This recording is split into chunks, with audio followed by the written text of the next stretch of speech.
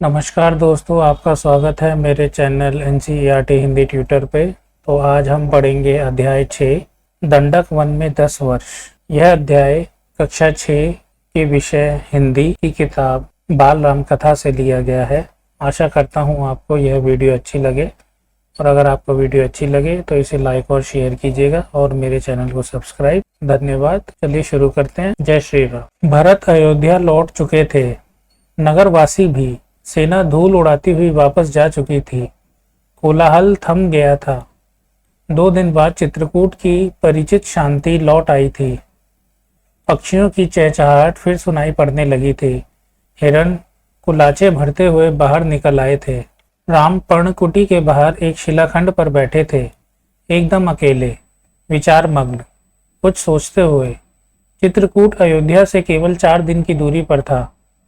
लोगों का आना जाना लगा रहता। वे प्रश्न पूछते, राय मांगते। यह राजकाज में हस्तक्षेप की तरह होता। चित्रकूट सुंदर सुरम्य था, शांत था, पर राम वहां से दूर चले जाना चाहते थे। उन्होंने मन बना लिया चित्रकूट में ना ठहरने का। इसका एक कारण और था, वहां रहकर तपस्या करने वाले ऋषि मुनियों का निर्णय। राम लक्ष्मण ने उस वन में राक्षसों का सफाया कर दिया था। अब तपस्या में कोई बाधा नहीं थी, लेकिन मुनिगण वन छोड़ना चाहते थे। कुछ राक्षस मायावी थे, जब तब आ धमकते थे, यज्ञ में बाधा डालते थे। तीनों वनवासी मुनि अत्रि से विदा लेकर चल पड़े, दंडक वन की ओर। चित्रकूट छोड़ दिया। दंडकारण्य घना था, पशु पक्षियों और वनस्पतियों से परिपूर्ण। इस वन में अनेक तपस्वियों के आश्रम थे, लेकिन राक्षस भी कम नहीं थे। वे ऋषि मुनियों को कष्ट देते थे, अनुष्ठानों में विघ्न डालकर। राम को देखकर मुनिगण बहुत प्रसन्न हुए। मुनियों ने राम का स्वागत करते हुए कहा, आप उन दुष्ट मायावी राक्षसों से हमारी रक्षा करें, आश्रमों को अपवित्र होने से बचाएं। सीता दैत्यों के संहार के संबंध में दूसरी तरह सोच रही थी। वे चाहती थीं कि राम अकारण राक्षसों का वध ना करें, उन्हें ना मारे जिन्होंने उनका कोई अहित नहीं किया है। राम ने उन्हें समझाया, सीते, राक्षसों का विनाश ही उचित है। वे मायावी हैं, मुनियों को कष्ट पहुंचाते हैं, इसीलिए मैंने ऋषियों की रक्षा की प्रतिज्ञा की है। राम लक्ष्मण और सीता दंडकारण्य में 10 वर्ष रहे। स्थान और आश्रम बदलते हुए वे शरभंग मुनि के आश्रम पहुंचे। आश्रम में बहुत कम तपस्वी बचे थे, सभी निराश थे। उन्होंने राम को हड्डियों का ढेर दिखाकर कहा, राजकुमार, ये ऋषियों के कंकाल हैं, जिन्हें राक्षसों ने मार डाला है। अब यहाँ रहना असंभव है। सुतीक्ष्ण मुनि ने भी राम को राक्षसों के अत्याचार की कहानी सुनाई। मुनि ने ही राम को अगस्त्य ऋषि से भेंट करने की सलाह दी। विंध्याचल पार करने वाले वह पहले ऋषि थे। मुनि ने राम को गोदावरी नदी के तट पर जाने को कहा। उस स्थान का नाम पंचवटी था। वनवास का शेष समय दोनों राजकुमारों और सीता ने वहीं बिताया। पंचवटी के मार्ग में राम को एक विशालकाय गिद्ध मिला, जटायु। सीता उसका स्वरूप देखकर डर गईं। लक्ष्मण ने उसे मायावी राक्षस समझा। वे धनुष उठा ही रहे थे कि जटायु ने कहा, हे राजन, मुझसे डरो मत, मैं तुम्हारे पिता का मित्र हूँ। वन में तुम्हारी सहायता करूंगा। आप दोनों बाहर जाएंगे तो सीता की रक्षा करूंगा। राम ने जटायु को धन्यवाद दिया, उन्हें प्रणाम करके आगे बढ़ गए। पंचवटी में लक्ष्मण ने बहुत सुंदर कुटिया बनाई, मिट्टी की दीवारें खड़ी की, बांस के खंभे लगाए, कुश और पत्तों से छप्पर डाला। कुटिया ने उस मनोरम पंचवटी को और सुंदर बना दिया।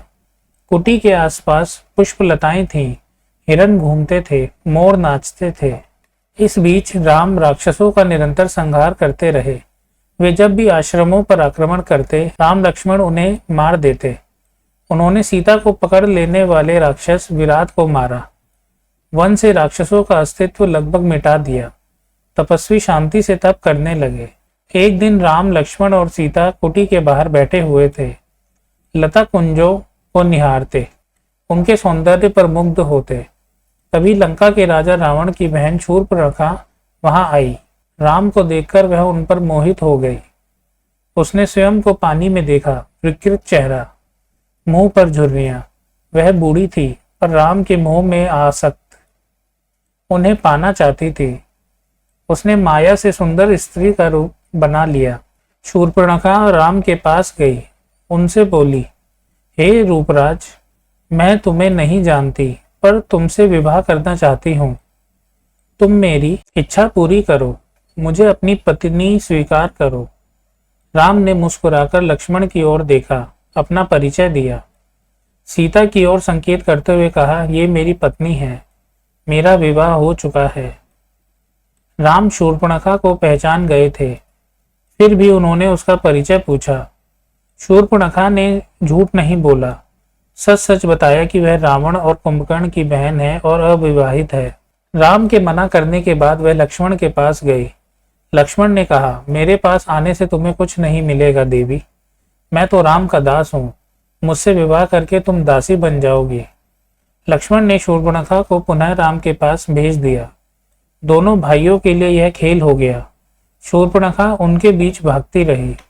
क्रोध में आकर उसने सीता पर झपट्टा मारा। सोचा कि राम इसी के कारण विवाह नहीं कर रहे हैं।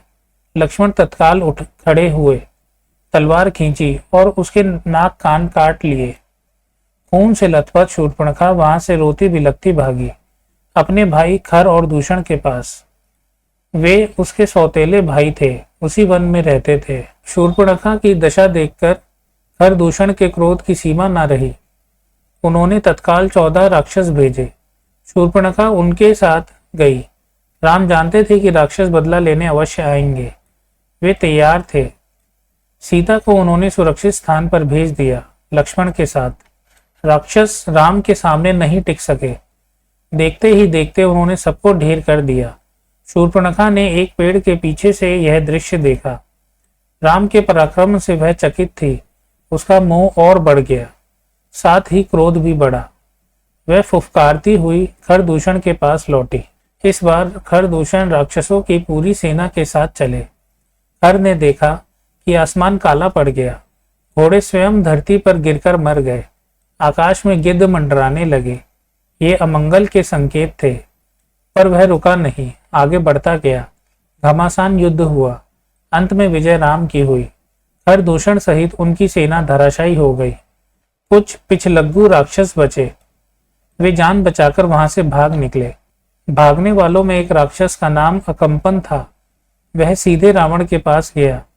लंका अधिपति को उसने पूरा विवरण बताया। अकंपन ने कहा, राम कुशल योद्धा हैं, उनके पास विलक्षण शक्तियां हैं, उन्हें कोई नहीं मार सकता।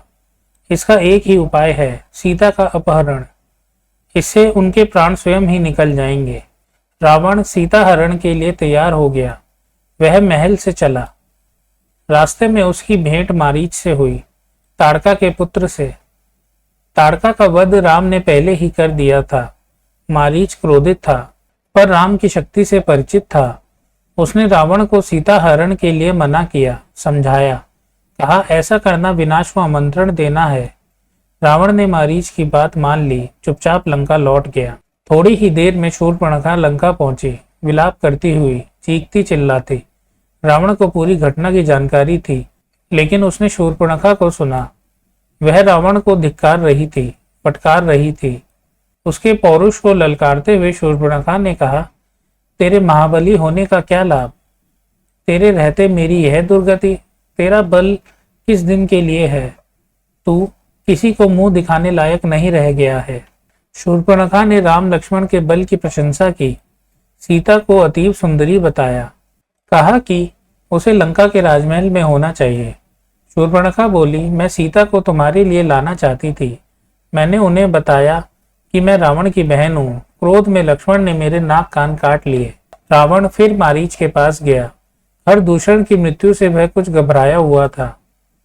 रावण ने मारीच से मदद मांगी। मारीच चाहता था कि रावण सीता हरण का विचार छोड़ दे। इस बार रावण ने उसकी नहीं सुनी, उसे डांटा और आज्ञा दी, मेरी मदद करो। मारीच जानता था कि दोबारा राम के सामने पड़ने पर वह मारा जाएगा। राम उसे नहीं छोड़ेंगे। रावण मारीच के मन की बात भांप गया। उसने क्रोध में भरकर कहा, वहां जाने पर हो सकता है राम तुम्हें मार दे, लेकिन ना जाने पर मेरे हाथों तुम्हारी मृत्यु निश्चित है। विवश होकर मारीच को रावण का आदेश मानना पड़ा। रथ पर बैठकर रावण और मारीच पंचवटी पहुंचे।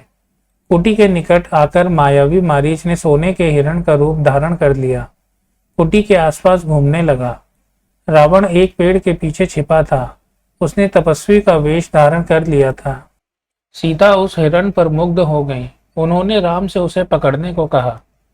राम को हिरण पर संदेह था। वन में सोने का हिरण। लक्ष्मण बड़े भाई की बात से सहमत थे, पर सीता के आग्रह के आगे उनकी एक ना चली। सीता की प्रसन्नता के लिए राम हिरण के पीछे चले गए। उन्होंने सोचा, वन में इतने समय के प्रवास के दौरान सीता ने कभी कुछ नहीं मांगा। उनकी यह इच्छा अवश्य पूरी करनी चाहिए। कुटी से निकलते समय राम ने लक्ष्मण को बुलाया, सीता की रक्षा करने का आदेश दिया। कहा, मेरे लौटने तक तुम उन्हें अकेला मत छोड़ना। लक्ष्मण ने सिर झुकाकर उनकी आज्ञा स्वीकार कर ली। सीता कुटी में थी। लक्ष्मण धनुष लेकर बाहर खड़े हो गए। तो हमारा अध्याय 6 दंडक वन में 10 वर्ष पूर्ण होता है। आशा करता हूँ आपको यह वीडियो अच्छी लगी। अगर आपको वीडियो अच्छी लगी तो इसे लाइक और शेयर कीजिएगा और मेरे चैनल को सब्सक्राइब। तो मिलते हैं नेक्स्ट वीडियो में। जय श्री राम।